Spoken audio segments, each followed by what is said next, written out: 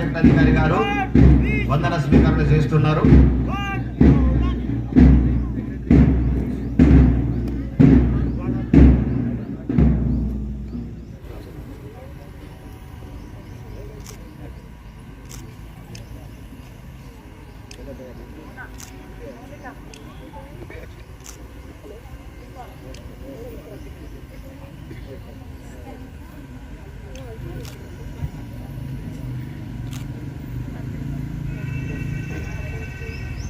సందర్భంగా ఈ కార్యక్రమానికి వీక్షిస్తున్నటువంటి గౌరవ శాసనసభ్యులు,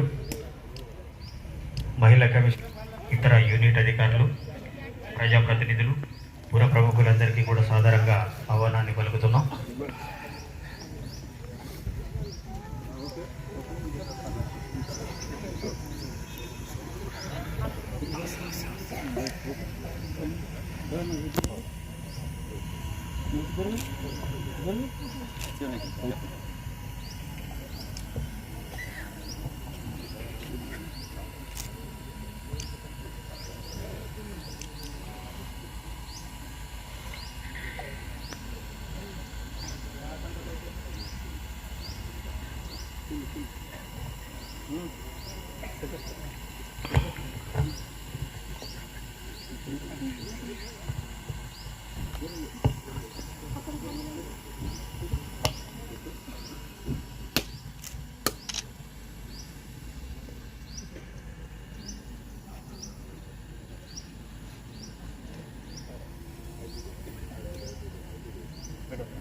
జరుగుతుంది.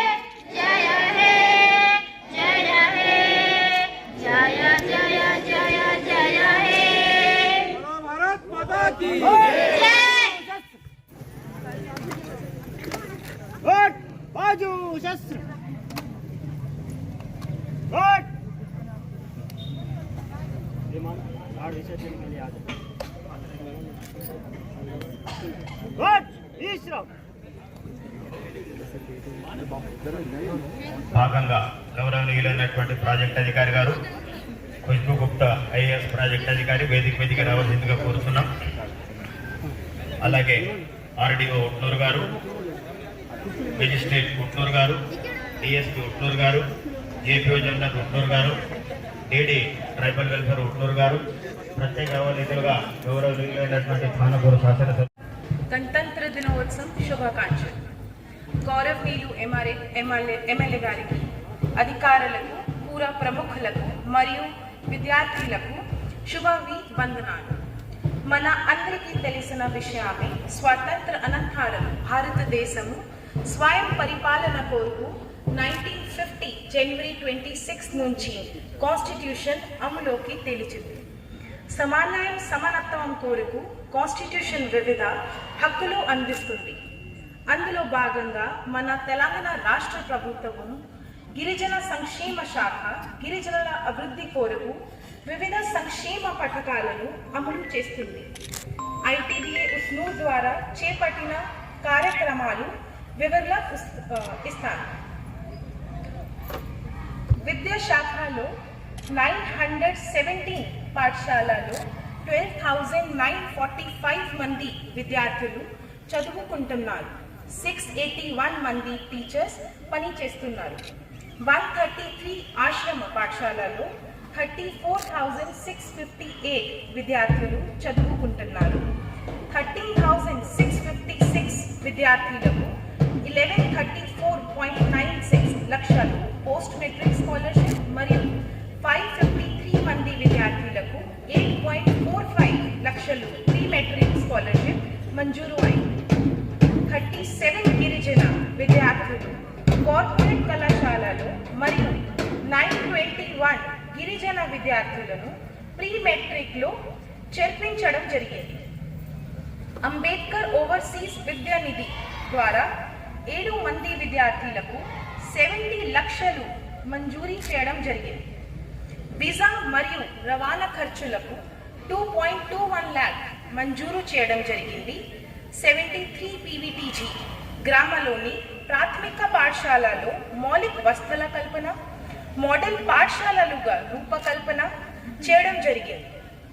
క్రీడల అభివృద్ధి కొరకు ఐటీడీఏ ఆధ్వర్యంలో 3 ఆదర్శ క్రీడా పాఠశాలలు మంజూరు చేసి విద్యార్థులకు అవసరమైన క్రీడా సామగ్రి మరియు యూనిఫామ్స్ అందించడం జరిగింది. క్రీడా పాఠశాల విద్యార్థులకు మౌలిక వసతులు ఏర్పాటు చేయడం జరిగింది. 35 ఆశ్రమ పాఠశాలలో కంప్యూటర్ ల్యాబ్స్ ద్వారా విద్యను అందించడం జరుగుతున్నది.